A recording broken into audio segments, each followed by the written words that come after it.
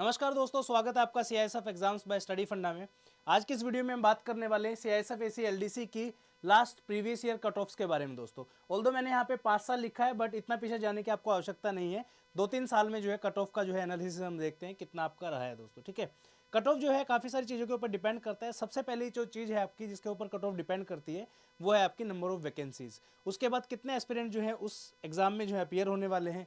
उसके बाद क्वेश्चन का जो लेवल है आपका वो कितना आया है दोस्तों, इसके ऊपर बहुत ज़्यादा जो है डिपेंड करता है। तो हम डिटेल में देखेंगे कट ऑफ के बारे में। एक नई चीज़ आपको आज सीखने को मिलेगी कि कट ऑफ काफ़ी लोग जो है प्रेडिक्ट करते हैं कि इतनी जाएगी उतनी जाएगी, उसका कोई लॉजिक नहीं है दोस्तों। आज मुझे भी पहली बार पता चला है कि कट ऑफ जो हम एक्चुअली में कैलकुलेट करते हैं उसका और जो हम यूपीएससी की उस पर देखते हैं उसका अलग ही लिंक है दोस्तों। ठीक है, चलिए स्टार्ट करते हैं। सबसे पहले हम यहाँ पे देखेंगे सीआईएसएफ एसी एलडीसी एग्जाम 2023 की कट ऑफ के बारे में। बिलीव मी, मुझे भी आज पता चला है कि यूपीएससी कट ऑफ किस हिसाब से बनाता है और हम जो प्रेडिक्ट करते हैं। जैसे फॉर एग्जांपल 2023 का एग्जाम हुआ तो मैंने खुद शायद वीडियो बना के डाला होगा मे बी कि कट ऑफ जो है आपकी समवेयर अराउंड 170-80 के आसपास गई होगी। ठीक है, आज मुझे पता चला है कि कट ऑफ जो है 148.99 जो है नंबर पे गई है। तो इसका क्या मतलब होता है उसके बारे में डिटेल से डिस्कस करेंगे और आप में से बहुत लोग जान के सरप्राइज हो जाएंगे, हैरान हो जाएंगे कि इस तरीके से जो है कट ऑफ एक्चुअली आपकी कैलकुलेट की जाती है। ठीक है, तो सबसे पहले यहाँ पे आप देखोगे कैटेगरी वाइज वैकेंसीज देख लेते हैं। टोटल आपकी 29 जो है वैकेंसी यहाँ पे 2023 के एग्जाम में आपको देखने को मिलेंगी। जनरल की यहाँ पे 24 कैटेगरी थी, एससी की यहाँ पे जनरल की यहाँ पे 24 वैकेंसी थी, एससी की यहाँ पे 4 और एसटी की 1 वैकेंसी, यानी कि टोटल आपकी 29 वैकेंसीज आपको यहाँ पे देखने को मिलेंगी। ठीक है दोस्तों, उसके बाद यहाँ पे सेम इतनी ही नंबर में जो है रिकमेंडेशन आपको देखने को मिलेगी।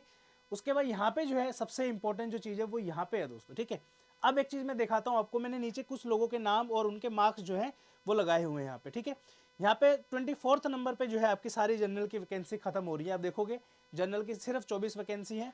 24th नंबर पे जो है जनरल की जो वैकेंसी है वो फुलफिल की है रमेश चंद्र जी ने। इनके जो मार्क्स हैं वो है 366 मार्क्स।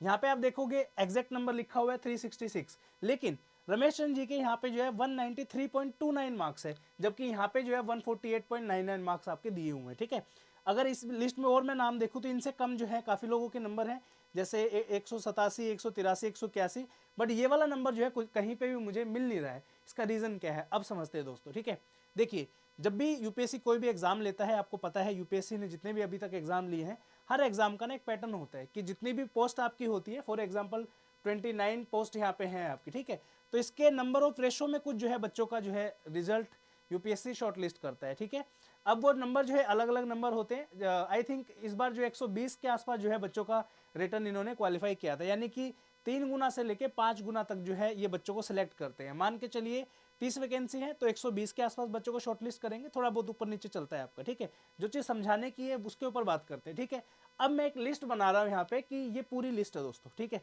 मैं मान के चल रहा हूँ कि 29 वैकेंसी है, यूपीएससी ने 120 बच्चों को शॉर्टलिस्ट किया है।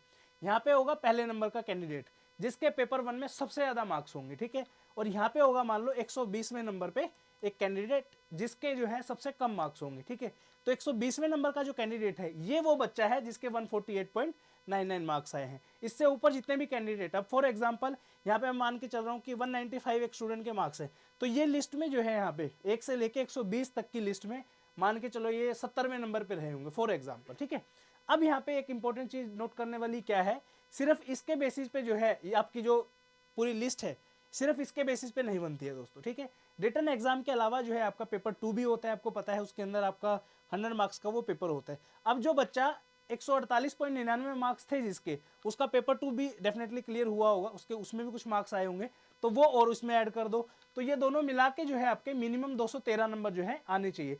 अब इस पूरी लिस्ट में जो 29 बच्चे सेलेक्ट हुए हैं, इस पूरी लिस्ट में आपको एक भी बच्चा ऐसा नहीं मिलेगा जिसके 213 नंबर से कम मार्क्स हो। ठीक है, तो अब यहाँ पे समझने वाली बात क्या है कि अगर आपके 148 नंबर भी आ रहे हैं तो भी आपका रिटन एग्जाम क्वालिफाई हो जाएगा, लेकिन सिलेक्शन के लिए आपको पता है इंटरव्यू में कितने मार्क्स चाहिए। अगर मैं मान के चलूँ कि 148 नंबर या 149 मान लो, 0.1 का कोई फर्क नहीं है, 149 नंबर अगर आपके रिटर्न में आ रहे हैं, मान के चलो 51 नंबर फॉर एग्जाम्पल आपके पेपर 2 के अंदर आ गए 100 में से। ठीक है, तो ये आपका स्कोर हो गया 200। ठीक है, और जो सिलेक्शन फाइनल जो बच्चा हो रहा है उसके हैं 366 नंबर, यानी कि आपको इंटरव्यू में 166 मार्क्स जो है स्कोर करने पड़ेंगे। अब सोचो आप 200 में से 166 नंबर आज तक का रिकॉर्ड है, कभी भी सीआईएसएफ में इंटरव्यू में इतने नंबर किसी के नहीं आए, यानी कि इवन आपका रिटर्न एग्जाम क्वालिफाई हो भी गया तो भी जो है आप आउट ऑफ द मेरिट हो। जस्ट एक बहाना है बताने का कि हाँ आपका चलो रिटर्न क्वालिफाई हो गया है तो आ जाओ नेक्स्ट प्रोसेस के लिए, तो उसका कोई फायदा नहीं। टिल द टाइम आपसे ऊपर वाले जितने भी बच्चे हैं, ये 1 से लेके 110 तक जितने बच्चे, ये सबका ही पीटी में बाहर हो जाए, समझ रहे हो ये चीज़। लेकिन कुछ लोग यहाँ पे लकी होते हैं, उनको अपॉर्चुनिटी जरूर मिलती है। फॉर एग्जाम्पल यहाँ पे बात करूंगा मैं, जो 148 है तो बहुत कम मार्क्स है, आप खुद सोच सकते हो यार 148 में कैसे बंदा जो है क्वालिफाई करेगा, इजंट इट। लेकिन यहाँ पे कुछ लोग ऐसे होंगे जिनके 100 मान के चल रहा हूँ मैं, 160 नंबर, 170 के आसपास नंबर होंगे, ठीक है। 160 मार्क्स से 170 के बीच में नंबर एक लेके चलते हैं, मान लो 165 नंबर यहाँ पे किसी बच्चे के आगे।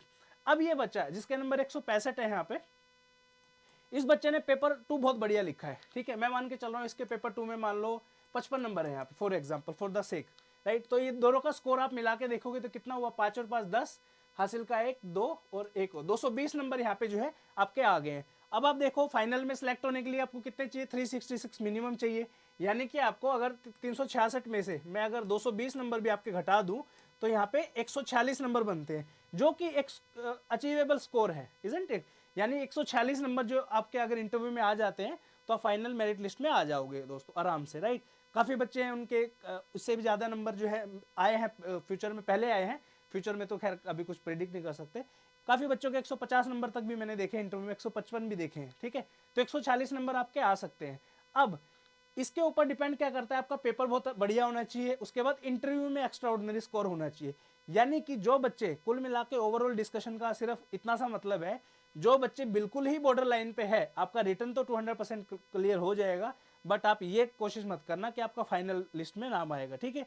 तो काफ़ी लोग आप में से दुखी होते हैं कि मेरा रिटर्न एग्जाम तो क्वालिफाई हो गया, अनफॉर्चुनेटली मैं जो है फाइनल मेरिट लिस्ट में नहीं आ पाया। तो आप खुद सोचिए जिनका भी स्कोर 150 160 इवन 165 तक भी है, ठीक है। तो आप खुद सोचिए 162 63 नंबर वाले बच्चे भी, आप ये बुरा मत मानिए, बट आप ये सोच के चलिए कि यार और मेहनत करने की आवश्यकता है। एक बच्चा है जिसके 190 नंबर आ रहे हैं, कोई बच्चा है जिसके 200 नंबर आ रहे हैं, आपके 163 नंबर आ रहे हैं, तो कैसे सिलेक्शन होगा, इजंट इट। उसके बाद पोस्ट के ऊपर भी डिपेंड करता है। अब यहाँ पे फॉर एग्जाम्पल इसी जगह पे अगर यहाँ पे आपकी 29 से बढ़ के मान लो 49 या 50 पोस्ट होती फॉर एग्जाम्पल, ऑल्दो कभी आएंगे नहीं सीआईएसएफ में इतनी पोस्ट डिपार्टमेंटल एग्जाम के लिए, बट फिर भी एक काइंड ऑफ एक वर्ड के लिए मान के चलो, तो जो लास्ट बच्चा जो यहाँ पे आपका सिलेक्ट होगा, ये कट ऑफ और थोड़ी नीचे चली जाएगी सेम पेपर में अगर होगा तो, ठीक है। तो कुल मिला के आपके पास जो स्कोप है, दबा के जो आपको मेहनत करनी है, टारगेट रखना है आपका कि भाई पेपर 1 में मुझे 200 नंबर लाने कम से कम, ठीक है। ईजी हो तब और ज़्यादा लाने हैं, क्योंकि जितने ज़्यादा एग्जाम आप देखोगे अगले साल की कट ऑफ पे चलते हैं अभी, ठीक है। तो ये पूरे वो बच्चे हैं जो आपके 2023 का जो फाइनल रिजल्ट है, यहाँ पे आप देखो पेपर 2 के अंदर हाईएस्ट स्कोर जो है सुबोध जी का है, 207 नंबर यहाँ पे है। पेपर 2 में जो है इनके 50 मार्क्स है, इंटरव्यू में 132 मार्क्स है। लेकिन इनसे ऊपर जो इंटरव्यू में भी मिल जाएगा कोई ना कोई, 142 नंबर इनके यहाँ पे आप देखो, ठीक है। उसके अलावा इंटरव्यू में हाईएस्ट यही है, 142 का स्कोर है यहाँ पे। पेपर 2 में आप हाईएस्ट देखोगे शुभम जी के हैं, रोहित मलिक के हैं, ठीक है। ये देखिए 54 मार्क्स, तो पेपर 2 इनका हाईएस्ट है। उसके बाद ये ओवरऑल जो है 389 हाईएस्ट मार्क्स है। तभी आप देखोगे कुछ स्कोर ऐसे होंगे जो सिमिलर होंगे। तो ओवरऑल मिला के तीनों के रिजल्ट का कंपाइलेशन के बाद ही जो है आपका ये फाइनल नंबर जो है निकल के आता है, ठीक है। तो जो बच्चा पेपर 1 के अंदर दबा के मेहनत करेगा, मान के चलो एक स्टूडेंट ले रहा हूँ मैं रैंडमली, ठीक है, उसके नंबर आते हैं मान लो 210 फॉर एग्जाम्पल, ठीक है। अभी उसका रैंक नहीं हम डिसाइड कर रहे, जस्ट मान के चलो 210 नंबर आते हैं। इस बच्चे का पेपर 1 भी बहुत बढ़िया है, ठीक है, सॉरी पेपर 2, मान के चलो 50 नंबर इसने पेपर 2 में ले लिए, तो इसका स्कोर जो टोटल हुआ कितना हुआ, 260 नंबर। और फाइनल बच्चा हमारा सिलेक्शन वाला कितना है, 366 वाला। यानी कि इसको 106 नंबर चाहिए मिनिमम इंटरव्यू में। मतलब ये अगर जाके बैठ के उल्टा भी आ गया ना तो भी इसका सिलेक्शन हो जाएगा, क्योंकि आप देखोगे इंटरव्यू में मिनिमम स्कोर ही आपका 128 है यहाँ पे अभी इन लोगों में से, ठीक है। तो ये चीज़ है, यानी कि अगर आपके रिटर्न में मार्क्स ज़्यादा होंगे तो आपका इंटरव्यू में जो है बर्डन कम होगा, ठीक है। तो मैं इसलिए बोलता हूँ कि आप जितनी ज़्यादा मेहनत कर सकते हो प्लीज़ पेपर 1 में कीजिए। पेपर 2 को भी जो है बहुत बच्चे आप में से हाईलाइट वो निगलेक्ट करते हैं और लाइटली लेते हैं, तो ऐसा मत करिए। पेपर 2 का भी एक एग्जाम्पल दे देता हूँ, ठीक है।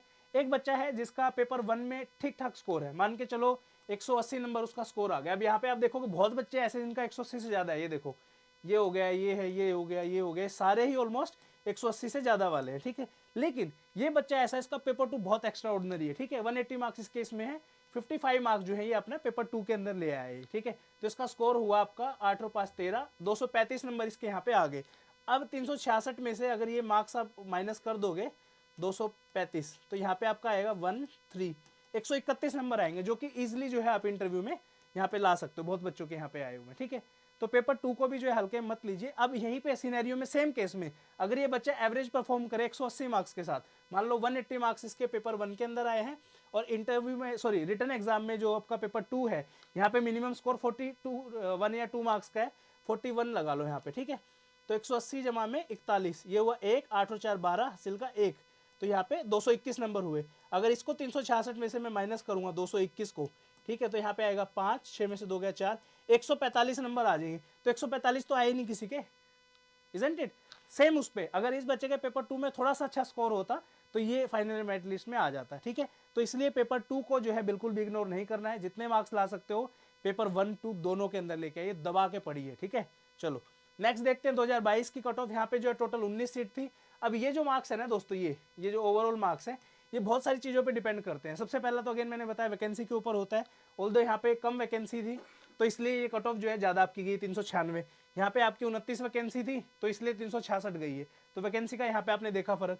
दूसरा जो ये पेपर था ये बहुत ज़्यादा मुश्किल था। अब जितना ज़्यादा मुश्किल पेपर होगा उतना ज़्यादा स्कोर जो है कम आएगा। यहाँ पे आप देखिए हाईएस्ट स्कोर जो है आपका यहाँ पे देखो 207 नंबर है पेपर 1 के अंदर, ठीक है। जबकि इस लिस्ट में आप देखोगे 207 से तो ऊपर ऊपर के हैं सभी, किसी के भी 207 से कम नहीं है, क्योंकि ये पेपर बहुत ईजी था 2022 का, ठीक है।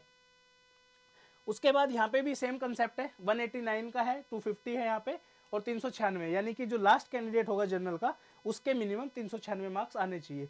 सेम चीज़ें अप्लाई होती हैं कि आपका 189 नंबर अगर आ गए आपके, तो ये मत समझना कि आपका एग्जाम क्वालिफाई हो जाएगा। रीजन बीइंग ये मिनिमम मार्क्स है, मतलब ये बच्चा रिटर्न तो इसका क्वालिफाई हुआ है बट फाइनल मेरिट लिस्ट में नहीं आ सकता। रीजन बीइंग बहुत कम मार्क्स है इसके, ठीक है। चलिए सेम 2021 के लिए यहाँ पे आपकी 23 वैकेंसी थी। यहाँ पे 177 नंबर वाले बच्चे का भी जो है रिटर्न क्वालिफाई हुआ है, और यहाँ पे 378 वाला जो है लास्ट बच्चा, ये देखो यहाँ पे आप चंद्रजीत यादव, ठीक है। तो सेम चीज़ है। तो पूरा वीडियो का आउटकम क्या है, दबा के पढ़िए। पेपर 1 में जितने ज़्यादा नंबर लेके आ सकते हैं उतने ज़्यादा नंबर लेके आइए। वैकेंसीज आपके हाथ में नहीं है कि कम आएंगी या ज़्यादा आएंगी। ज़्यादा आएंगी तो बहुत बढ़िया बात है, इनकेस कम भी आती है तो आपको तो अगेन वही है कि एक ही चाहिए, तो उसके लिए मेहनत करनी है और सब मेहनत कर रहे हैं। 2025 में मैं आपको आज बता रहा हूँ, 1 साल पहले ही बता रहा हूँ, सबसे ज़्यादा बच्चे जो है एग्ज़ाम देंगे। एटलीस्ट मैं मान के चल रहा हूँ 2023 का जो एग्ज़ाम था उसके अंदर ऑलमोस्ट 900 बच्चों ने जो है 960 बच्चों के आसपास ने फॉर्म अप्लाई किया था, और तकरीबन 800 साढ़े 800 बच्चों ने पेपर दिया था। इस बार का जो नंबर है एटलीस्ट 1000 से ज़्यादा का होगा। आप देख लो अब उसके लिए आपको कितनी मेहनत करनी पड़ेगी। तो इस वजह से जो है अपना अच्छे से मेहनत करिए और बहुत पेशेंसली जो है आपको फोकस करना है। पेपर 1 का अगेन मैं बता दे रहा हूँ, बॉर्डर पे अगर आप हो आपको खुद को पता चल जाएगा, ठीक है, कि कितने पे कट ऑफ गई है कितने में नहीं। अगर आपके मार्क्स 200 से कम है, पेपर इजी आता है, पोस्ट ठीक ठाक आती है। अगर 200 से कम मार्क्स हैं तो फिर अगले साल की तैयारी आप ऑटोमेटिकली शुरू कर दो। समझ में आई बात? तो ये चीज़ समझाने के लिए आज का वीडियो मैंने बनाया है। मिलते हैं नेक्स्ट वीडियो में। कल जो है आपकी, कल या परसों, पूरी फाइनल 1 साल की जो है स्ट्रेटजी की वीडियो मैं सबके लिए लाने वाला हूँ फ्री ऑफ कॉस्ट, जिसमें हम बात करेंगे आपका कैसे आपको प्रिपरेशन करनी है। कोचिंग ज्वाइन करनी है तो भी ठीक है, नहीं करनी तो भी ठीक है। स्पेसिफिकली ये वीडियो उनके लिए ही रहेगी जो सेल्फ स्टडी कर रहे हैं। सारी बुक लिस्ट, कौन सी बुक पढ़नी है, कहाँ से क्वेश्चन आता है, कैसा क्वेश्चन आता है, कितना डिटेल में पढ़ना है, सब बताऊंगा। कोई दिक्कत नहीं है, मैं किसी को फोर्स नहीं करता कि आप हमारा कोचिंग ज्वाइन करिए। अगर लगता है कि आपका टाइम सेव हो सकता है देन जो है आपका स्वागत है। CISF ACLDC का जो हमारा कोर्स है वो 21 मार्च से शुरू हो रहा है, उसके लिए आप एनरोल कर सकते हैं। मिलते हैं नेक्स्ट वीडियो में। Till then thank you so much. जय हिंद।